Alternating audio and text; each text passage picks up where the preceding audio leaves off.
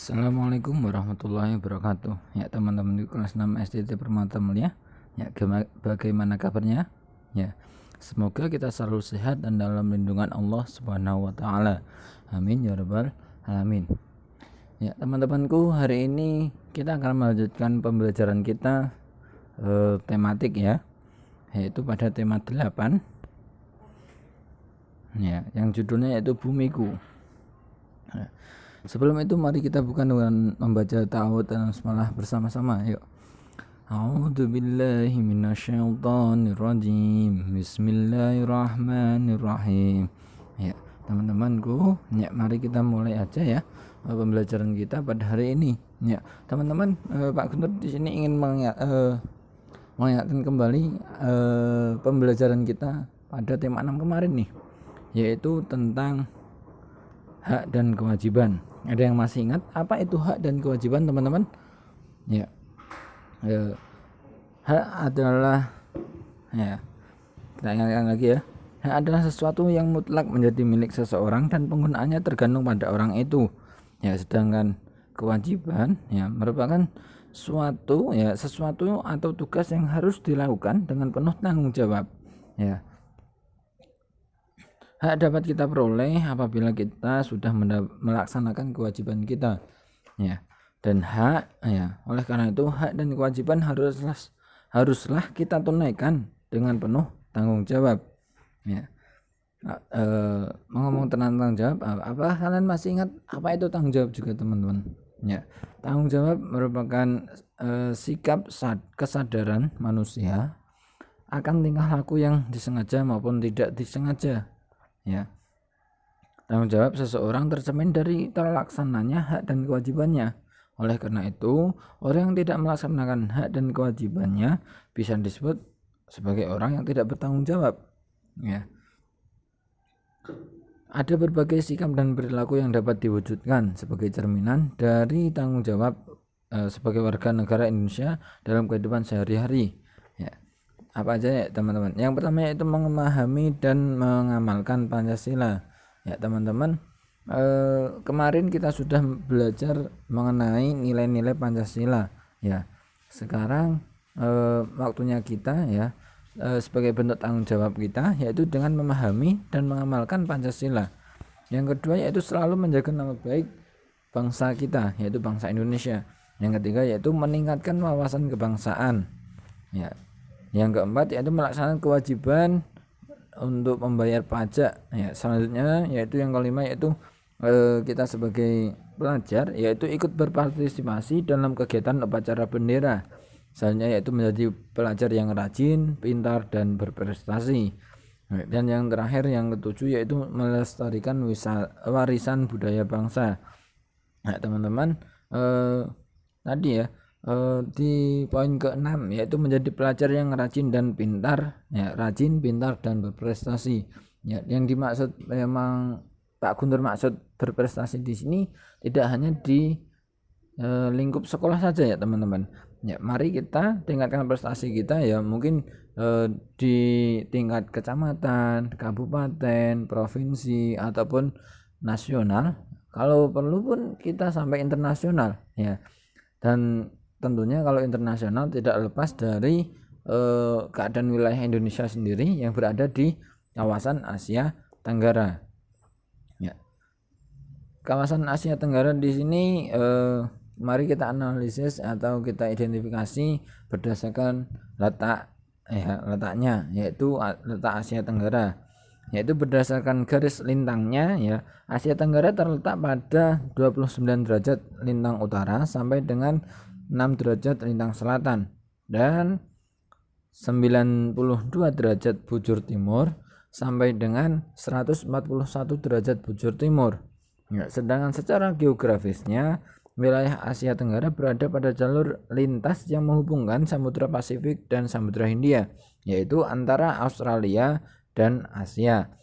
Selanjutnya yang ketiga yaitu kita identifikasi berdasarkan kesamaan antar wilayahnya ya, di mana hampir seluruh wilayah Asia Tenggara berada di daerah tropis. Selain itu dilalui juga oleh pegunungan muda Mediterania yang masih aktif. Oleh karena itu, negara-negara yang ada di Asia Tenggara ini memiliki gunung-gunung yang gunung berapi yang masih aktif, ya.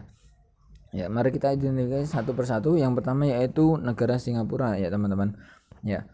Di sini Pak Kuntur sediakan sebuah tabel, ya di situ ada informasi mengenai negara Singapura, ya.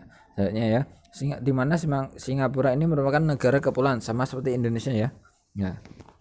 Selanjutnya ya, Singapura memiliki memiliki kepulauan, karena kepulauan ya otomatis memiliki banyak pulau, ya, di mana Singapura di sini memiliki 63 pulau kecil. Ya, selanjutnya lokasi tertinggi di Singapura yaitu berada di Bukit Timah, ya. Dan yang terakhir yaitu cagar alam yang terkenal terletak di Bukit Timah Nature Reserve. Ya, ada pula taman botani yang terkenal yaitu Singapore Botanic Garden. Ya, selanjutnya yaitu negara Thailand. Ya. Di mana negara Thailand ini dibedakan menjadi 4 wilayah. Ya, yang pertama itu dataran rendah, ya, yang ada di bagian tengah. Selanjutnya daerah pegunungan berada di bagian utara dan barat. Selanjutnya yaitu pegunungan kapur di bagian timur, ya, yang disebut pegunungan plato. Dan selanjutnya itu ada tanah genting kra yang memanjang semenanjung Thailand di bagian selatan. Ya, selanjutnya yaitu di negara Vietnam, ya teman-teman. Ya. Di negara Vietnam di sini ya luas Vietnam kurang lebih 331.210 km persegi. Ya. Wilayah Vietnam bagian utara berupa pegunungan, sedangkan bagian selatan berupa dataran rendah yang subur. Gunung-gunung yang ada di Vietnam ya antara lain ya Gunung Chu Yang Sin. Yang terakhir yaitu sungai utamanya yaitu Sungai Mekong dan Sungai Sangka.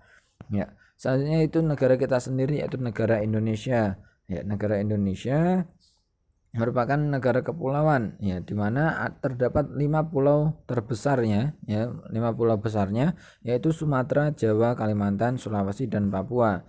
Indonesia memiliki lebih dari 400 gunung api. Ya, sekitar 130 diantaranya termasuk gunung yang masih aktif. Ya, Indonesia memiliki iklim tropik basah yang dipengaruhi oleh angin muson barat dan muson timur. Ya, suhu udara di dataran rendah Indonesia berkisar antara 23 derajat Celcius sampai dengan 28 derajat Celcius sepanjang tahunnya. Ya, teman-teman, mari kita tilik juga peran dan posisi Indonesia di bidang ekonomi, ya, dalam lingkup ASEAN, ya. Peran Indonesia yang pertama yaitu membuka pusat promosi ASEAN. Ya, sektor yang dipromosikan yaitu perdagangan, pariwisata dan investasi. Ya. Sebagai yang kedua yaitu posisinya yaitu sebagai negara penyedia cadangan pangan. Ya, peran ini dilakukan untuk menyediakan cadangan pangan negara ASEAN, ya. Bukan hanya Indonesia ya teman-teman, tapi bersama dengan 4 negara lainnya yaitu Malaysia, Filipina, Thailand dan Vietnam, yaitu sebagai negara penyedia cadangan pangan. Ya, selanjutnya itu penyelenggaraan proyek industri, di mana di sini dilakukan melalui ASEAN Industrial Cooperation. Ya, ada beberapa proyek industri. Yang pertama itu ASEAN Aceh Fertilizer Project, yaitu pabrik pupuk di Aceh, ya. Selanjutnya itu ASEAN Urea Project, yaitu pabrik pupuk yang ada di Malaysia.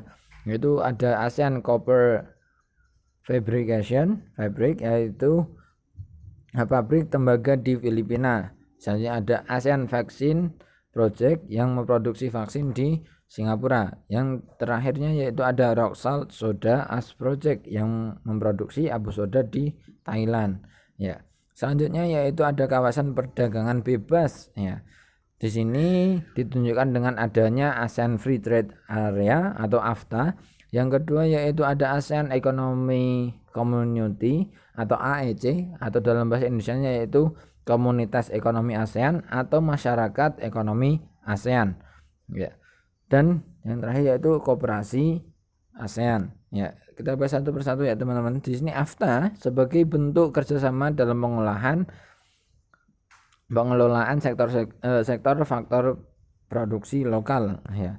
Hanya MEA ya yang tadi ya, ASEAN Economic Community, kalau dalam bahasa Indonesianya tadi yaitu masyarakat ekonomi ASEAN ya, sebagai upaya meningkatkan daya asing dan memfasilitasi investasi ke arah infrastruktur.